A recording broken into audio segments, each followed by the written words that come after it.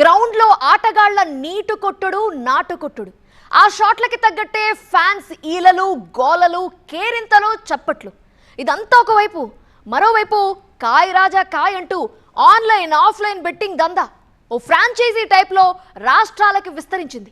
ఇంతకీ ఈ నెట్వర్క్ ని నడిపిస్తోంది ఎవరు? బుకీలెవరు? వాళ్ళ వెనకున్న కింగ్ పిన్స్ ఎవరు? పోలీసులు రివీల్ చేసిన విస్తుపోయే నిజాలేంటి?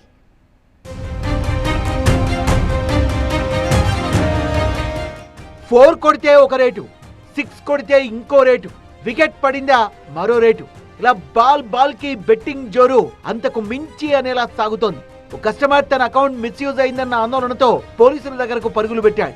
అప్పుడు విశాఖలో తీగలాగితే కోల్కతా లింకులు బయటకొచ్చాయి. తీరా అక్కడికెళ్లి చూస్తే 100 కోట్లతో బెట్టింగ్ నడుస్తున్న తీరు చూసి ఖాకీల కళ్ళు బైర్లు గమ్మాయి. ఇంకాస్త లోతుగా ఆరాధిస్తే ఈ ముఠా కళ్ల ముందు ప్రత్యక్షమైంది. ఇంత పకడ్బందీగా ఈ నెట్వర్క్ నడిపిస్తోంది ఎవరు? విశాఖ మారికవలసకు చెందిన రవిశంకర్ కు త్రినాథ్ అనే వ్యక్తి పరిచయం అయ్యాడు. బ్యాంక్ అకౌంట్ నెంబర్ ఇస్తే నెలకు 3000 రూపాయలు ఇస్తామని ఆఫర్ ఇచ్చాడు. దానికి కక్కుర్తిపడ్డ రవిశంకర్ గుడ్డిగా అకౌంట్ నెంబర్ ఇచ్చేశాడు. ఆ తర్వాత అనకాపల్లి జిల్లా కసింకోటకు చెందిన జగదీష్ లైన్ లోకి వచ్చాడు. నెలకు 5000 ఇస్తానని టెంప్ట్ చేశాడు. భలే ఉంది చౌకబేరమంటూ వేర్వేరు బ్యాంకుల్లో ఖాతాలు ఓపెన్ చేసి ఇచ్చాడు. ఈ క్రమంలోనే మహదేవ్ బెట్టింగ్ యాప్ కేసులో ఛత్తీస్గఢ్ పోలీసులు ఆపరేషన్ చేయడంతో జగదీష్ అరెస్ట్ అయ్యాడు.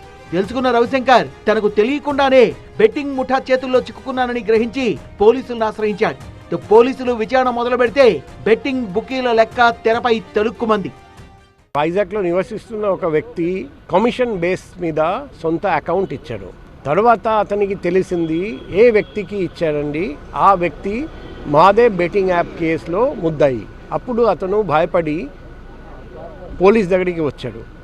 అప్పుడు పోలీస్ వాళ్ళు దర్యాప్తు చేసి కేసు రిజిస్టర్ చేసి దర్యాప్తు చేస్తే ఫస్ట్ జగదీష్ అనే వ్యక్తిని కాసింకోట నుండి పట్టుకొని రావడం, తర్వాత ఇంటర్వ్యూట్ చేస్తే ఇవన్నీ 1 by 1 మనకు తెలిసింది. 1 by 1 రేట్ జరిగాయి దేశమంతటా. ఇలాగే స్లోగా బయటపడింది. సాంకేతిక పరిజ్ఞానాన్ని ఉపయోగించి బెంగళూరులోని ఒక కాల్ సెంటర్ పై దాడి చేసి కొంతమందిని అదుపులోకి తీసుకున్నారు. వాళ్ళు ఇచ్చిన ఇన్ఫర్మేషన్ తో కోల్కతాలోని ఓ డెన్ లో మాస్టర్ మైండ్ గబ్బర్ దొరికిపోయాడు. తనొక్కడే కాదు, 6 బుకీలతో పాటు 24 మందిని అరెస్ట్ చేశారు పోలీసులు. వాళ్ళ మోడస్ ఆపరాండి ఏంటో క్లియర్ గా వివరించారు. ఈ కేసులో 24 మందిని అరెస్ట్ చేశాము. కీలకమైన వ్యక్తి మాస్టర్ మైండ్ని కాల్కటా నుండి పట్టుకున్నాము. ఈ online betting platform link share చేస్తారండి. చాలామంది ఈరోజు యువత ఇన్స్టాగ్రామ్లో ఉన్నారండి, వాట్సాప్లో ఉన్నారండి. వాళ్లకు మెసేజ్ వెళ్తుంది, రండి ఈ ఆన్లైన్ బెట్టింగ్ ప్లాట్ఫామ్, అందులో అక్కడ పార్టిసిపేట్ చేసి ప్రాఫిట్ పొందండి. ఆ యువత కూడా అట్రాక్ట్ అయ్యి జాయిన్ అవుతారండి. ఆ విధంగా మెల్లగా ఈ ర్యాకెట్ పెరుగుతుంది. దానివల్ల ఈరోజు మనం చూసాము, ఒకే రోజు 2.5 లక్షల కంటే ఎక్కువ మంది పాల్గొన్నారు. ఈ ముఠా గత 6 నెలల్లోనే దాదాపు 500 కోట్ల రూపాయల బెట్టింగ్ లావాదేవీల్ని నిర్వహించింది. దీనికోసం 530 మాన్యువల్ బ్యాంక్ ఖాతాలను ఉపయోగించింది. కేవలం 230 ఖాతాలని పరిశీలిస్తేనే ఇంతటి భారీ మొత్తం వెలుగులోకి వచ్చింది. నిందితుల నుంచి 149 బ్యాంక్ పాస్బుక్లు, 168 ఏటీఎం కార్డులు, 81 మొబైల్ ఫోన్లు, 13 ల్యాప్టాప్లు, సీసీ కెమెరాలతో పాటు 2 కోట్ల రూపాయల నగదు ఫ్రీజ్ చేశారు.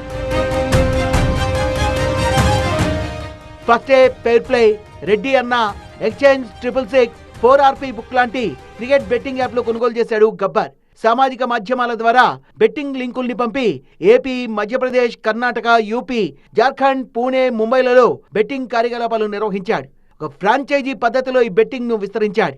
యువత వీళ్ల ట్రాప్ లో పడి జీవితాల్ని నాశనం చేసుకోవద్దని హెచ్చరించారు పోలీసులు. వాళ్ళు అందరూ నష్టపోయారు. కాబట్టి బెట్టింగ్ చేసి ఒక్కసారి మీకు ప్రాఫిట్ రావచ్చు, కానీ 100 సార్లు ట్రై చేస్తే 99 సార్లు మీకు నష్టమే వస్తుంది. కాబట్టి యువత జాగ్రత్తగా వినండి. దయచేసి బెట్టింగ్ ఆన్లైన్ కానీ ఆఫ్లైన్ కానీ పాల్పడకండి. క్రికెట్ ఎంజాయ్ చేయండి, మ్యాచ్ టీవీలో చూడండి, స్టేడియంకి వెళ్ళి చూడండి, కానీ బెట్టింగ్లో పాల్పడకండి. మీ విలువైన డబ్బు పోగొట్టుకుంటారండి. కాబట్టి జాగ్రత్త. ఆన్లైన్ బెట్టింగ్ గురించి మీ దగ్గర ఎటువంటి సమాచారం ఉంటే, ఆఫ్లైన్ బెట్టింగ్ గురించి, గ్యాంబ్లింగ్ గురించి ఏదైనా సమాచారం ఉంటే దయచేసి మీ లోకల్ పోలీస్తో ఆ సమాచారం పోలీస్కి ఇవ్వండి. ముందు కొంచెం సొమ్ము వచ్చేలా చేసి ఆశ పెడతారు, ఆ తర్వాత అశాంతం లాగేస్తారు. ఇది బెట్టింగ్ ముఠాల అసలు రంగు. వీళ్ళ మాయలో పడితే కొంప కొల్లేరే. ప్రధానంగా కోల్కతా, బెంగళూరు కేంద్రంగా ఈ దేశవ్యాప్తంగా ఈ నెట్వర్క్ నడుస్తుంది. ఒకేసారి దాదాపుగా 2.5 లక్షల మంది పాల్గొని బెట్టింగ్ల కార్యకలాపాలు కొనసాగించేలా ఈ వ్యవహారం నడిచిపోతుంది. దీంట్లో చాలామంది బాధితులు ఉన్నారు, నిందితులు కూడా ఉన్నారు. అయితే ఇప్పటివరకు ప్రధాన నిందితుడు గబ్బర్ను అరెస్ట్ చేశారు పోలీసులు. అయితే దీని వెనుక ఇంకా ఎవరెవరు ఉన్నారో ఇంకా వెరిఫై చేసి వారందరినీ కూడా ఒక్కొక్కరిగా అరెస్ట్ చేస్తామని సిపి అంటున్నారు. కెమెరా పర్సన్ బాబుతో ఖాజా టీవీ 9 విశాఖపట్నం.